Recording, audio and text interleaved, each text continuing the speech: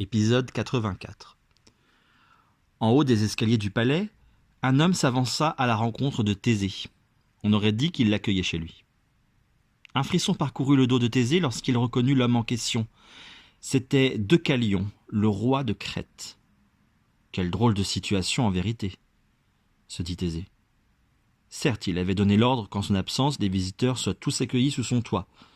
Voilà pourquoi Deucalion se tenait ainsi sur le seuil de sa porte.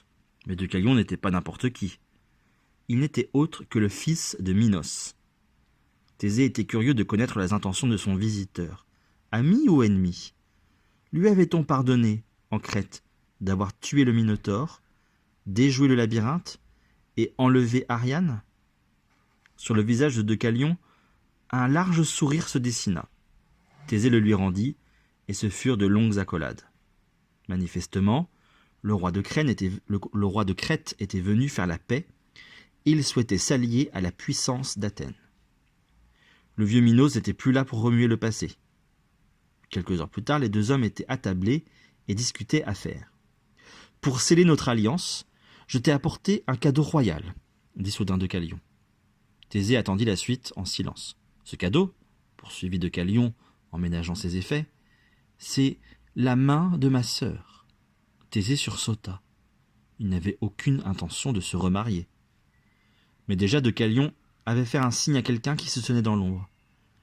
C'était la jeune femme dont Thésée avait croisé le regard sur les marches du palais. Cette fois, il la reconnut. Phèdre, la petite sœur d'Ariane. Thésée n'avait pas prêté attention à la fillette à l'époque du Minotaure. Mais il se souvenait qu'Ariane, sur le bateau de leur fuite, lui avait raconté combien sa sœur avait besoin d'elle, et combien son départ était cruel pour l'enfant. Phèdre ne ressemblait pas à sa sœur aînée. Elle était plus grande, se tenait plus droit, et lorsqu'elle marchait, son pas était souple comme une liane. Ses cheveux savamment tressés s'en mêlaient gracieusement. Elle ne souriait pas, ne regardait pas le roi d'Athènes. Une drôle d'émotion saisit Thésée. Il sentit son sang couler plus vite dans ses veines, il sentit son cœur battre à toute allure, il sentit ses mains trembler. Il se sentit rajeunir. Deucalion ne perdait rien de la scène. Il semblait satisfait de l'effet produit par sa sœur sur le roi d'Athènes. Il ne leur laissa pas le temps d'échanger un mot, que déjà il concluait l'affaire.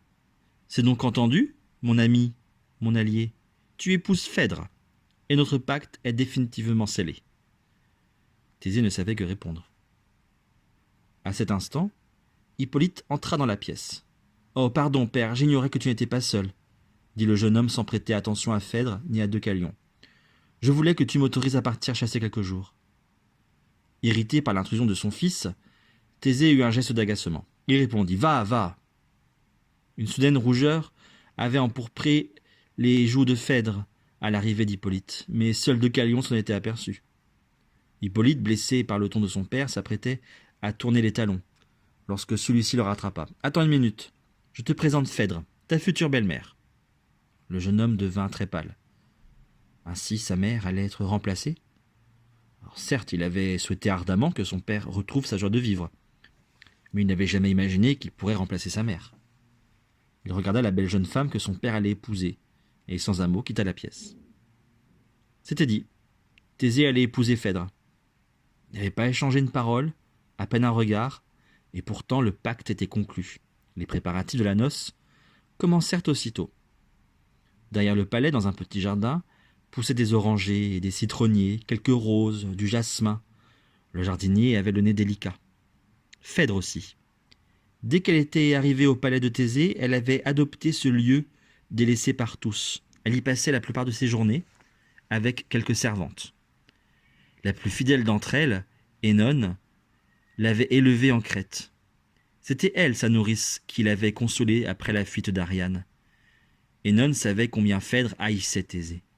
Aussi, ce mariage l'inquiétait-il fortement. En l'absence de père, Deucalion avait le droit de décider du sort de sa sœur. Mais ce qui étonnait la bonne vieille Œnone, c'était le manque soudain de résistance de la part de Phèdre. Jusqu'au retour de Thésée, Phèdre n'avait cessé de tenter de dissuader son frère de la marier à celui qu'elle considérait comme un monstre. Depuis, plus rien. La jeune femme se laissait faire. Rêvait-elle tout à coup de devenir reine de la prestigieuse ville d'Athènes? Avait-elle décidé de venger sa sœur en faisant souffrir Thésée? Ou une autre mystérieuse raison la poussait-elle désormais à souhaiter rester au palais d'Athènes?